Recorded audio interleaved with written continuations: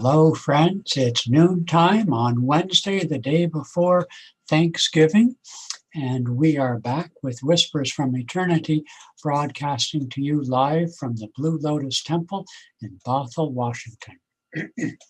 Our reading today is number 179, according to this edition of Whispers, and it's called Make Us Transparent, that Thy Light may shine through us unimpeded. Now, I'll read and I might comment as I go, just to be a little bit different. I find if I get read to for too long a period of time, it's too easy to kind of lose the thread. Okay, so the first sentence then is, the sunbeams of thy love shine equally on all the members of thy cosmic family, whether prophet, hero, villain, tiny moth, or me. The analogy of the sunshine shining on a building into the windows of that building is akin to this metaphor of God's love, God's presence, God's joy shining out into the world. But it is we who can either open the curtains to that influx of divine light or close the curtains and remain in darkness. And so this is a wonderful metaphor, whether the one I just gave or the one sunbeams of thy love shining equally, is a wonderful thing to keep in mind, particularly for those of us who at times feel a sense of dislike or lack of compassion or prejudice towards other people, whether by individuals or by race or class. I live here in the Seattle area, and one of the largest employers is the Boeing airplane company. And the workers there, despite the grayness of our environment here in the Northwest, where it drizzles all the time for most of the year, they always say the sun is always shining at 30,000 feet. And that's something to be thankful for in tomorrow's Thanksgiving, to remember that no matter what happens, the sun still shines, the moon still rises, nature goes on its course. Okay, and so he continues, it's our own fault if we make ourselves opaque by our own mental and emotional dullness.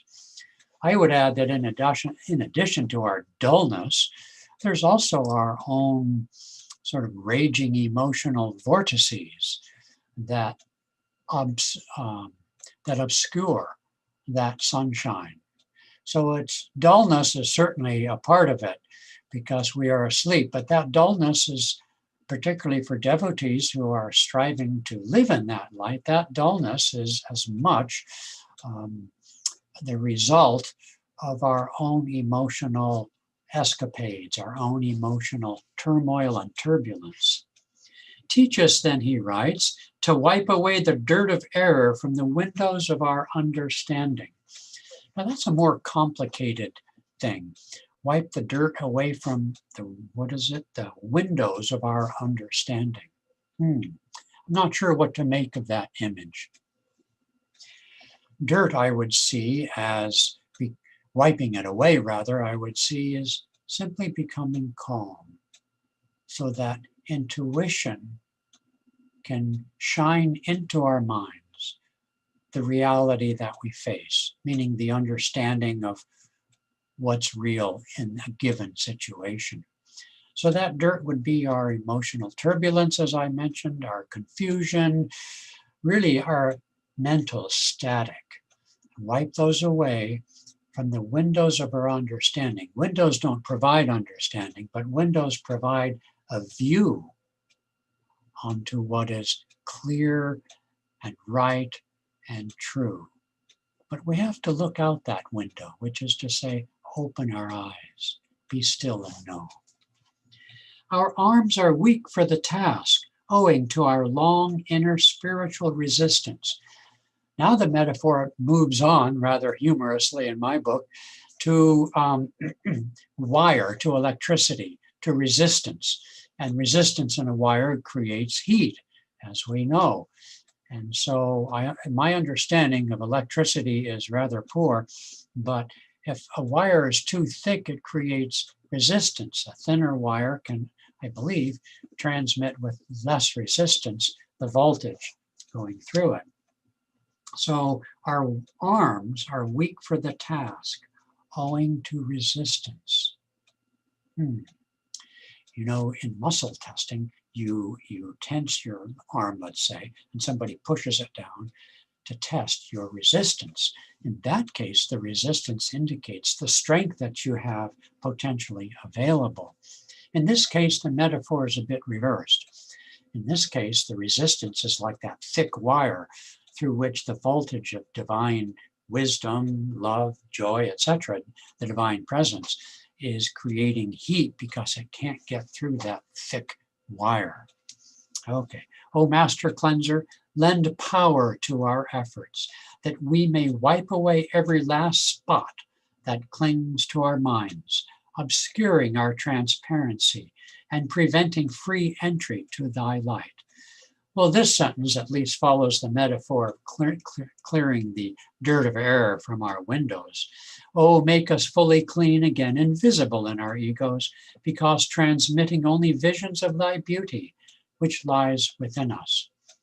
This is the last sentence. This is interesting because the visions of thy beauty and the act of transmitting is a reflection of the reality that we, in our limited self, in our identification as being separate, don't have any fundamental reality.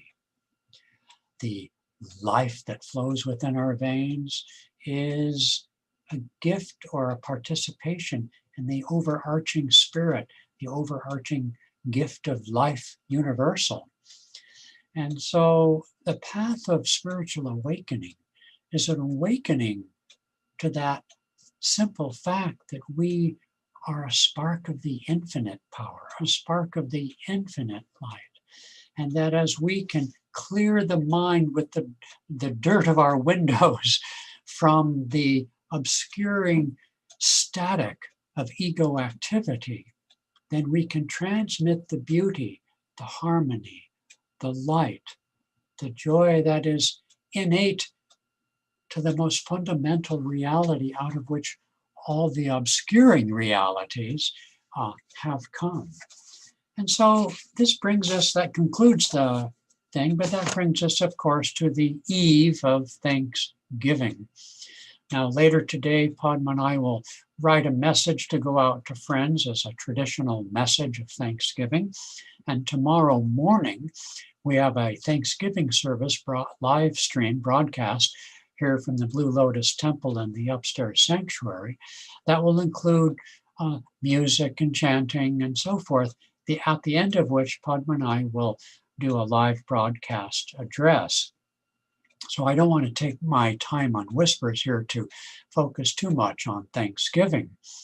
But certainly it's a wonderful attitude to have given the trials and tribulations that the planet faces.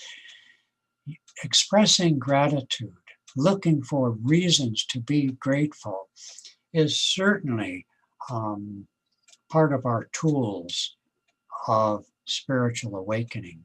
When we are plagued by troubles and we fear, as millions, billions of people do, this virus, and fear the upcoming changes to our economic status, perhaps, and many other things. This pandemic is a game changer. Change is the watchword. And so gratitude is a great tool to reach for in times of trouble. It's not, however, the final statement of our consciousness's potential, but it's a good relief tool when we're feeling down, when we're feeling beleaguered, whether in our personal lives or in the world around us. Gratitude is the attitude, as we like to say, and it's a great thing to have when we're struggling.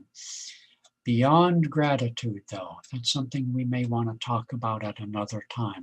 Whispers from Eternity is very much about having great attitudes, but it's also directs us in the intention of an attitude that makes gratitude just part of duality. Simply an affirmation that I'm okay, you're okay, as that famous book in the 60s said. And so it's great. It's a great way to start. But let's aspire to something higher, something more complete, something transparent, as the reading today suggests. A transparency, I think of issues of security, and again, that's a topic I don't dare get into, but make me transparent. What is it that I have to hide?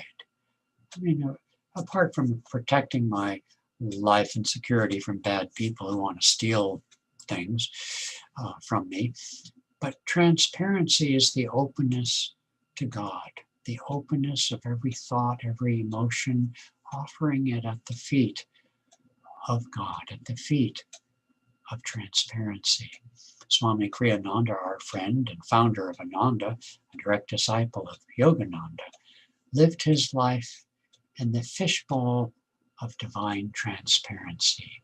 In that transparency, whether we have nothing to be grateful for, which of course is obviously not true, but even when we live more transparently, we don't even need to reach for the tool of gratitude. I am that I am, says the Lord to Moses in the Old Testament. No greater statement of truth can there possibly be. I am that I am, and I live in that joy, and I am free in that I am. Okay, great souls, hang in there. I'm signing off now, pressing a few magical buttons. Here we go. Ready?